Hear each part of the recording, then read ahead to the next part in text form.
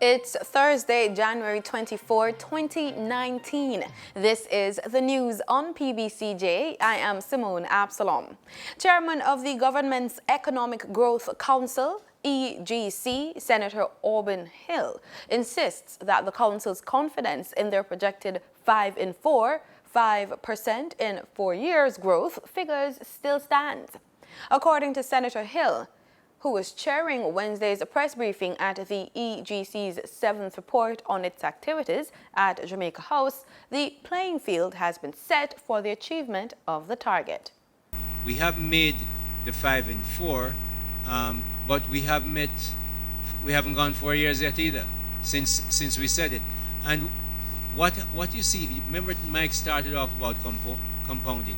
He started off with those 400 hotels, and when you compound, things grow and grow, and then they take off. So you see a number of things happening in the economy. Everybody tells you. I look at Donans this morning. It's off the chart in terms of how business people feel about investing. That means they have been investing, but it takes time for those investments to turn into jobs and be recorded by Staten. But don't give up, and we're not giving up on 5 and 4. He pointed to yesterday's Business Observer article, Business and Consumer Confidence at New High, which noted that firms say time is ripe for expansion as further confirmation that the field is already set to encourage more investments in the local economy. He also noted that apart from the major physical infrastructure projects being completed this year, there is confidence in the economy, which will provide the basis for increased growth over the next couple of years.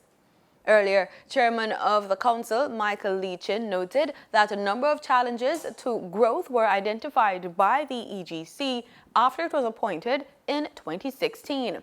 They were included in a call to action report, which listed 111 solutions to the lack of growth. These issues included crime, a lack of planning and accountability, a lack of focus on goals, and political tribalism. Today, we do have a plan. We do have a plan today. We have a goal, 5 in 4, which we are not resiling from. And we have a plan. It's embodied in the call to action report, which was proffered by the EGC. And as I said, it encompasses 8 growth initiatives and 111 sub-initiatives. And there is no plan that will be achieved if there isn't quarterly testing of where we are in terms of that journey. And hence, we have quarterly meetings, this being one. And one of the tools of this quarterly meeting is that we should be transparent and unvarnished in how we report. So those ministries, departments, and agencies, and the private sector, if they're doing a good job, speak to the good job. If they're doing a bad job, speak to the bad job. Be transparent, EGC, and that's really what we do. He said that the country has come a long way since then, but it needs to step up the pace in terms of dealing with the issues affecting growth. Members of Parliament's Public Administration and Appropriations Committee, PAAC, have labelled as unacceptable written responses from the National Security Ministry surrounding the purchase of 200 pre-owned vehicles for the police.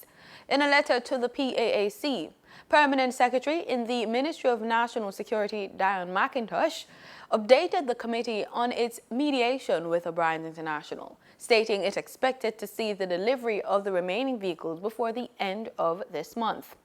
The mediation is aimed at amicably resolving a bungled contract to provide 200 pre-owned vehicles to the police at a value of over $400 million. To date, just over 60 of the 200 vehicles have been delivered. PAAC Chairman Dr. Wickham McNeil expressed dissatisfaction with the responses. If you are saying that you're going to release the vehicles, they have not given us any information as to whether or not the duties are to be paid. We have no information as to what has happened with all the other issues that were involved in it, the bond that was placed, all these things. And and quite frankly, it seems like they're almost saying that the vehicle should be released on the 31st day of January. You're almost indicating that there is an agreement, and you have not yet come back to us and indicated what the terms of that agreement is. This is, to me, unsatisfactory. PAAC committee member Fitz Jackson says far too much latitude has been given to O'Brien's, with the matter dragging on. Government members also felt the National Security Ministry must return to the PAAC and give account.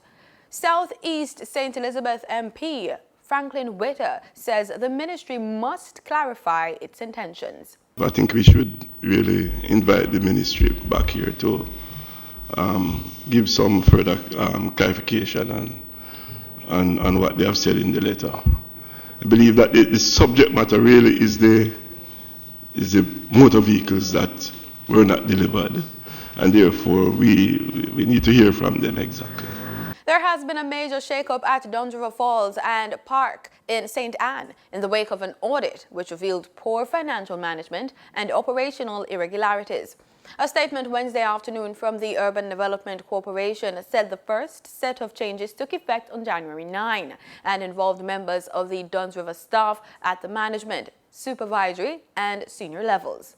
The UDC said some staff have separated from the entity, while others have been transferred to other attraction sites managed by the corporation. The UDC said it will make further changes as it continues to assess and address the inefficiencies identified by the audit. The Bank of Jamaica, BOJ, has pumped US $20 million into the foreign exchange market in a flash auction. The BOJ confirmed that it happened last Thursday.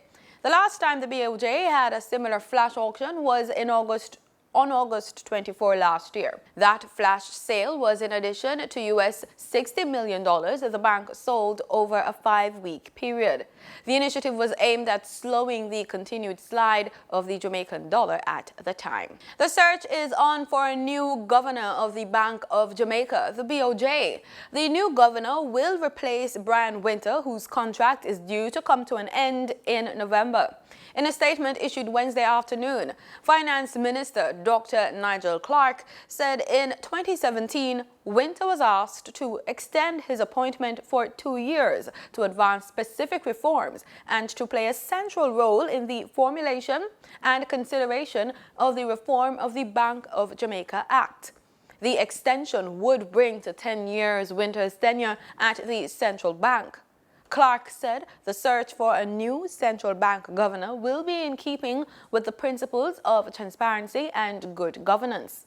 He also announced that David Marston, a former Bank of Jamaica employee and former staffer at the International Monetary Fund, will lead the search committee. Prime Minister Andrew Holness is encouraging Jamaicans to buy shares in public companies. He implored all Jamaicans to participate and support the new social enterprise stock market, which the Jamaica Stock Exchange launched recently. He was speaking at the 50th anniversary of the Jamaica Stock Exchange Regional Investments and Capital Markets Conference at the Jamaica Pegasus Hotel this week. The Prime Minister further emphasized that the government's intention is to ensure that shares are broadly held and that the average Jamaican can participate in buying stocks. The names of more than 31,000 electors reported as dead have been removed from the voters' list. The Electoral Commission of Jamaica, ECJ, is crediting the progress to the corporation of the public and stakeholders, as well as the team of temporary verifiers. Under the project, Electoral Office of Jamaica verifiers have been deployed into constituencies to visit homes of 1.1 million electors island-wide in an effort to identify voters who have died in the 40 and over age range. Up to December 31, 2018, more than 358,000 electors' homes had been visited since the project began. This figure represents 32% of the total number of electors to be visited. The exercise to visit the homes of electors is expected to continue until March 2019. Gas prices are to go up by $1.06 effective today. The state-owned oil refinery Petrojam says E1087 will sell for $118.57 per litre, and a litre of E1090 will sell for $121.40. Automotive diesel oil will go up $1.03 per litre to sell for $126.66. The price of kerosene is to move up by 65 cents, with that fuel to sell for $105.03. Remember, retailers will add their markups to the announced prices. The US dollar on Wednesday, January 23, ended trading at Jamaican $132.56, down by 21 cents. According to the Bank of Jamaica's daily foreign exchange trading summary, the Canadian dollar ended trading at $99.58, down from Jamaican $100.38, while the British pound sterling ended trading at $170.33, up from $169.51. In regional news, we begin with Venezuela, where that country was plunged into political chaos on Wednesday, with National Assembly leader Juan Guaido declaring himself the interim president of the nation, directly challenging the legitimacy of sitting President Nicolas Maduro. Almost immediately, the United States and more than half a dozen other countries in the region switched recognition from Maduro to the interim leader Juan Guaido. It follows massive nationwide street protests calling for Maduro's ouster as inflation approaches 10 million% GDP and wallows at half of what it was, and desperate Venezuelans in their millions flee across the borders in neighboring countries. Maduro retaliated by formally cutting ties with the United States, demanding that all U.S. diplomats in Venezuela leave within 72 hours. Political scientist Peter Wickham urged caution and says the decision of some countries to recognize Guaido as president is hasty. Yeah, and it was a bit of a surprise. I'm clear in my mind that President Maduro has lost considerable support. My concern is that I am not convinced that he's lost legitimacy, and I think that we have to be careful not to mix up the two. In light of that, I was a bit surprised at the fact that you had a declaration of a person who purports to be the new president, and the fact that he's receiving support from countries like the United States and Canada, as I understand it. That is a bit surprising. I also think it's a bit hasty.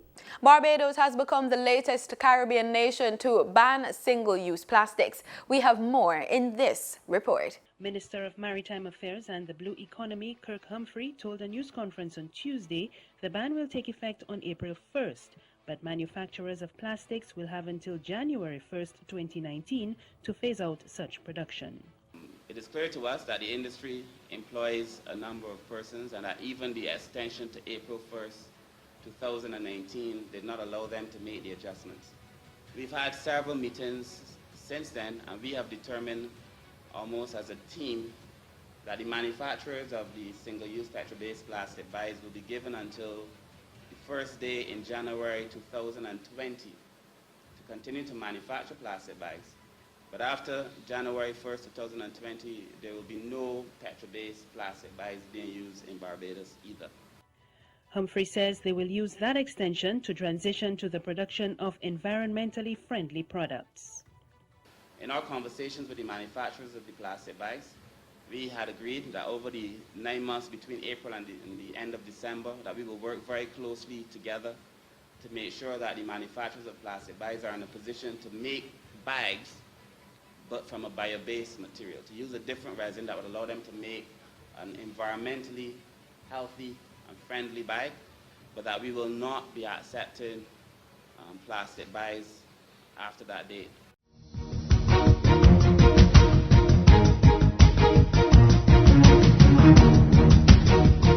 In sports, we bowl off with cricket. James Anderson spearheaded a late England assault with the second new ball to reduce the Windies to 264 for 8 at stumps on the opening day of the first test at Kensington Oval in Barbados on Wednesday. Anderson took on the double role of stock and strike bowler to finish the day with the impressive figures of 4 for 33 from 24 miserly overs. 3 of the wickets came in an eventful final session, including 2 with the second new ball as a previously placid pitch suddenly offered a disconcerting bounce to a West Indies middle and lower order, which crumbled against the renewed energy and hostility of the visitors. Here are the highlights. Well, it was going so well for the Windies. You'd say they were on top at the start of the last session. It was a long session. We had a rain break. There was some good stroke play, some solid play, some good defence. But they didn't get away from England. It was going along at 2.6 and over. Joe Root was into the attack. He's bowled all 3 spinners, including himself. Moeen Ali went for 59.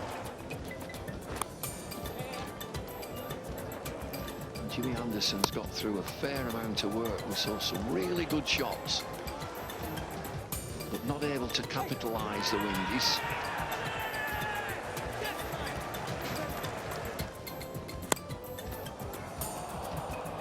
That was a let-off for Hetmeyer, dropped by Joss Butler. It was a hard chance. Hetmeyer with some great footwork, dancing down the pitch and smacking it into the screen. Wonderful shot through extra cover too. Well, the leg spinner ball pretty well out of Rashid for England. Hetmeyer likes to hit some big shots. Pick the googly.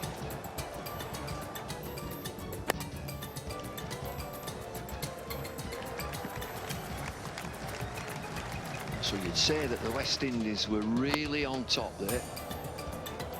England taking the new ball, and then Anderson got going.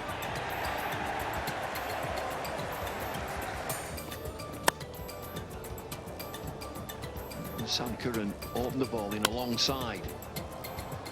Hetmeyer got into him. Joe Root took him out of the attack and brought on Ben Stokes. But Anderson's got to work. Back end of the day, and England looked fit. They looked fit and strong. And you need that in that last half hour. 50 for Hetmeyer. He's been eye-catching. Jason Holder, he's a real steadying influence. And then he popped one straight back to James Anderson. England sensing wickets. Rising delivery. Joe Root with 3 catches in the innings. Ben Stokes brought into the attack aggression.